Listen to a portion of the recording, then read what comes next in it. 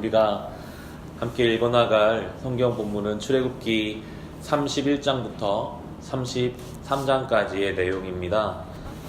출애굽기 31장까지 하나님이 시내산에서 말씀을 주시는 내용들이 담겨져 있습니다.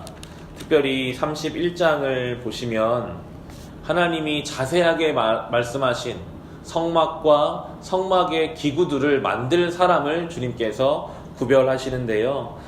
31장의 2절과 3절을 보시면 보아라, 내가 유다 지파 사람 훌의 손자요 우리의 아들인 부살레를 지명하여 불러서 그에게 하나님의 영을 채워주어 지혜와 총명과 지식과 온갖 기술을 갖추게 하겠다라고 나옵니다. 모세의 입장에서 이 말씀이 참 은혜가 되더라고요. 이 말씀을 하기 전에 모세가 하나님께 많은 것을 들었어요.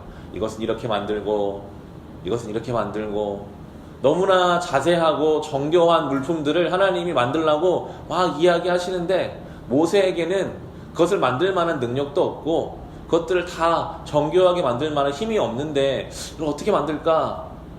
하나님이 막무가내로 만들려고 하지 않으시더라고요.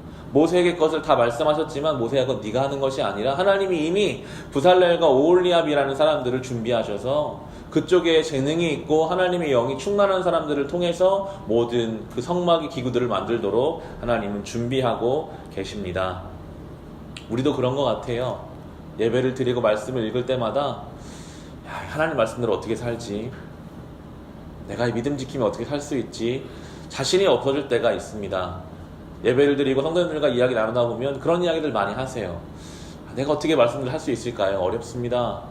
그런데 하나님이요, 하나님의 백성들에게 막무가내로 던져놓진 않으시더라고요. 그 일을 감당할 수 있도록 때로는 사람도 붙여주시고요. 우리에게 그것이 부족하면 할 수 있는 힘을 주시면서 그 길을 가라고 하시는 분이 우리 선하신 목자 되신 하나님이심을 다시 한번 알 수가 있습니다.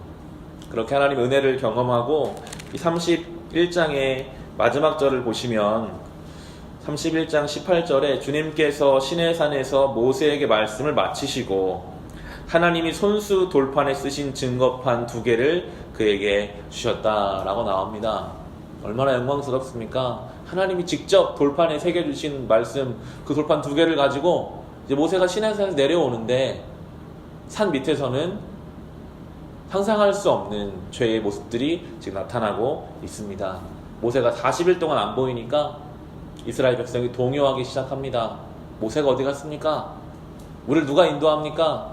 아론에게 가서 요구합니다. 그러자 아론이 거기에 합세해서 금을 다 가져오시오. 그래서 그 금을 녹여서 송아지를 만들어서 그 송아지가 신이다라고 하며 섬기고 있는 모습을 보이고 있고요. 하나님은 노하셔서 이스라엘 백성을 완전히 멸하겠다. 내가 모세를 통해 새 민족을 만들겠다라고 하실 만큼 하나님의 노가 지금 충만한 상태가 나오고 있습니다. 근데 모세가요, 하나님한테 눈물로 기도를 해요. 32장의 32절을 보시면 하나님께 모세가 이렇게 기도하고 있습니다. 그러나 이제 주님께서 그들의 죄를 용서하여 주십시오. 그렇게 하지 않으시려면 주님께서 기록하신 책에서 저의 이름을 지워 주십시오 라고 모세가 기도하고 있습니다. 주님, 저 백성의 죄를 저도 알지만 용서해 주십시오.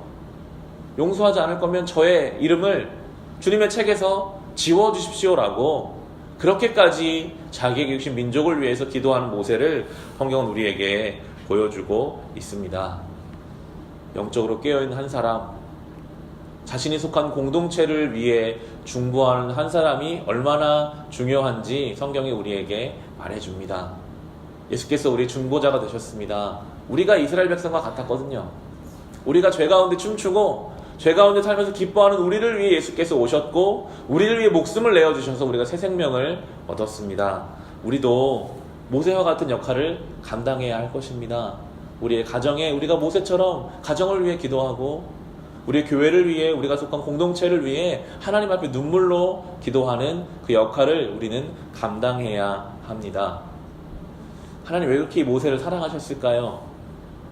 33장에 보면 7절부터는 회막이라는 것이 나옵니다. 이 회막은 하나님이 만드신 성막이 지어지기 전에 임시로 예배를 드리는 장소가 회막입니다. 이스라엘 백성은 항상 이동을 했거든요.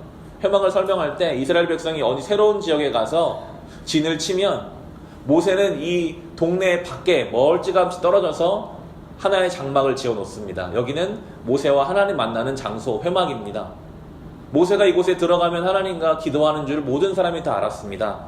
33장의 9절을 보시면 이 회막에서 예배드리는 모세의 모습이 나오는데요.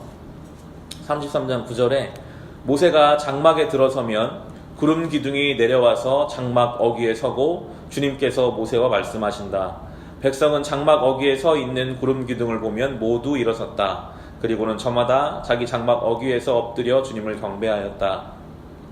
주님께서는 마치 사람이 자기 친구에게 말하듯이 모세와 얼굴을 마주하고 말씀하셨다. 모세가 진으로 돌아가도 눈의 아들이며 모세의 젊은 부관인 여호수아는 장막을 떠나지 않았다라고 나오고 있습니다. 모세는 하나님과 친밀한 사람이었습니다. 어디를 가든 늘 시간을 내고 장소를 구별해서 하나님과 교제하는 사람이었습니다. 그 모세를 주님이 사용하시더라고요. 모세가 다른 게 뛰어난 게 아닙니다. 영적으로 주님께 민감했고 주님과 친밀한 사람을 주님이 세워서 사용해 가십니다. 모세처럼 주님과 친밀한 신앙인이 되시기를 바랍니다. 세상 친구도 중요하죠. 세상의 인간관계도 중요합니다. 그러나 우리에게 가장 중요한 것은 주님과 친밀한 관계를 유지해가는 것, 내 회막을 만들고 나의 예배를 지켜서 하나님과의 친밀한 관계 속에 내가 모세로 우뚝 서서 나의 가정을 위해, 교회를 위해, 나라 민족을 위해 기도하는 그 역할을 감당하시기를 주님께서 우리에게 요구하십니다. 이번 한 주도 이 말씀을 기억하시며 살아가시기를 바랍니다. 오늘 하루도 내 인생에, 내 신앙의 회막의 자리를 구별하셔서 주님과 깊이 있게 교제하시며 중보자의 역할을 감당하시기를 주님의 이름으로 축원합니다. 기도하겠습니다.